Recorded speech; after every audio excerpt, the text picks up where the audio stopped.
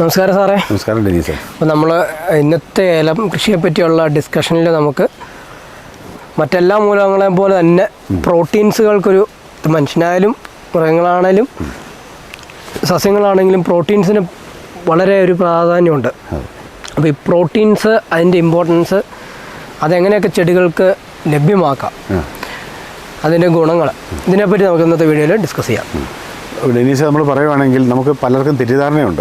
കടയിൽ പോയി ചോദിക്കും, ഒരു സാധനം എടുത്ത് വരുമ്പോൾ ഇത് അമിനോ ആസിഡാണ്, ഇത് ഹോർമോണാണ്, ഇത് പ്രോട്ടീൻ. എല്ലാവരുടെയും ധാരണ ഇത് ഒന്നല്ല.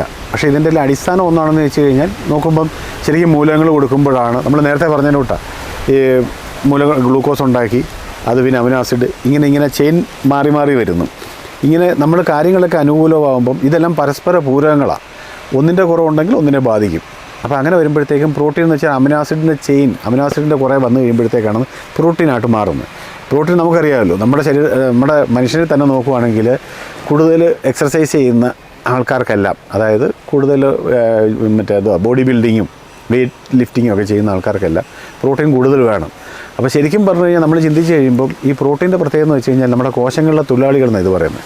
കോശങ്ങളിലെ തൊഴിലാളികൾ ഏത് പണി ചെയ്യുന്നു നമ്മളും തൊഴിലാളികളാണ് എല്ലാവരും. അതായത് നമ്മുടെ ഏത് പ്രൊഫഷനായാലും, ഇപ്പം റോക്കറ്റ് സഞ്ചരിക്കുന്നവരായാലും ഡോക്ടറേഴ്സ് ആയാലും എഞ്ചിനീയേഴ്സ് ആയാലും നമ്മളായാലും പണിയുന്നവരെല്ലാം തൊഴിലാളികളാണ്. അപ്പോൾ ശരിക്കും പണിയെടുക്കുന്ന തൊഴിലാളികളാണ് നമ്മുടെ കോശങ്ങളിലെ തൊഴിലാളികളായിട്ടാണ് പ്രോട്ടീൻ അറിയപ്പെടുന്നത്. അപ്പോൾ പ്രോട്ടീൻ നമുക്ക് കിട്ടിയില്ല, കുഴപ്പങ്ങളുണ്ട്. അപ്പോൾ എന്തൊക്കെയാണ് കാര്യങ്ങൾ എന്നുള്ളത്. പിന്നെ ഈ പ്രോട്ടീനെ പറ്റി പറയുമ്പം ഇപ്പോൾ നമ്മുടെ ലോകത്തിൽ നമ്മുടെ ഡെവലപ്മെൻറ്റിനും എല്ലാം പ്രധാനപ്പെട്ടത് നമ്മുടെ കൃഷി എന്ന് പറയുമ്പം സസ്യങ്ങളാണ് നമ്മുടെ പ്രധാനമെന്ന് പറഞ്ഞു കഴിഞ്ഞാൽ സസ്യങ്ങളോട്ട് സസ്യങ്ങൾ വരുമ്പം ഈ സസ്യങ്ങളിൽ നമുക്ക് ദ്വിമാന രൂപമായിരുന്നുണ്ടായിരുന്നു. അതായത് നമ്മൾ 2 ഡയമെൻഷനായിരുന്നു.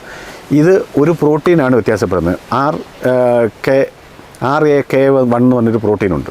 ഈ പ്രോട്ടീൻ അത് എപ്പോഴുണ്ടായെന്ന് വെച്ചാൽ ഒരു 47 കോടി വർഷങ്ങൾക്ക് മുമ്പ് ഉണ്ടായ ഒരു പരിണാമം. കീനേസ്, അസറ്റൈൽ ഫോസ്ഫേറ്റ് അങ്ങനെയുള്ള സാധനങ്ങൾ 2 പ്രോട്ടീൻ ചേർന്നിട്ട് ഇതാവുകയും ഇത് കഴിഞ്ഞപ്പോഴാണ് നമ്മുടെ ഓക്സിൻ എന്ന് പറഞ്ഞാൽ നമ്മൾ പറഞ്ഞില്ലേ വളർച്ച, മുകളിലോട്ടും താഴോട്ടുള്ള വളർച്ച വന്ന് ആ ഹോർമോണിൻ്റെ കാര്യങ്ങളും വന്നു.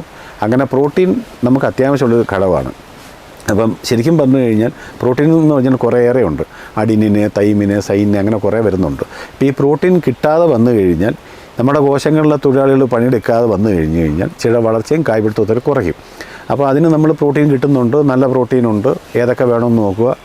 ആ പ്രോട്ടീൻ നമ്മൾ വെള്ളത്തിൽ ലയിക്കുന്ന അത് നമുക്ക് കടയിൽ കിട്ടുക ഹെർട്ടിലൈസ്ഡ് പ്രോട്ടീൻ, അത് പല സോഴ്സിൽ വരുന്നുണ്ട്. പിന്നെ കഴിവതും ഈ സാധനങ്ങളൊക്കെ ഉപയോഗിക്കുമ്പോൾ ചെയ്യേണ്ട കാര്യം എന്ന് വെച്ചാൽ നാച്ചുറലായിട്ടുള്ള സാധനങ്ങൾ ഉപയോഗിക്കുക. സിന്തറ്റിക് ആയിട്ടുള്ള സാധനങ്ങൾ വരുന്നുണ്ട്. ഇപ്പോൾ സിന്തറ്റിക്കിൻ്റെ സാധനങ്ങൾ ഉപയോഗിച്ച് കഴിഞ്ഞാൽ എന്ന് വെച്ചാൽ നിങ്ങൾക്ക് എപ്പോഴും ഉപയോഗിച്ചാലും അതിൻ്റെ അവക്ഷിപ്തം അല്ലെങ്കിൽ ആഫ്റ്റർ എഫക്റ്റ് കുറേയേറെ ഉണ്ടാവും. അതിപ്പോഴെങ്കിലും മുന്നോട്ട് പോകുമ്പോൾ ബാധിക്കും. അപ്പോൾ നാച്ചുറലായിട്ടുള്ള സാധനങ്ങൾ കിട്ടുമ്പം ഈ പ്രോട്ടീൻ നമ്മൾ ഉപയോഗിക്കുക.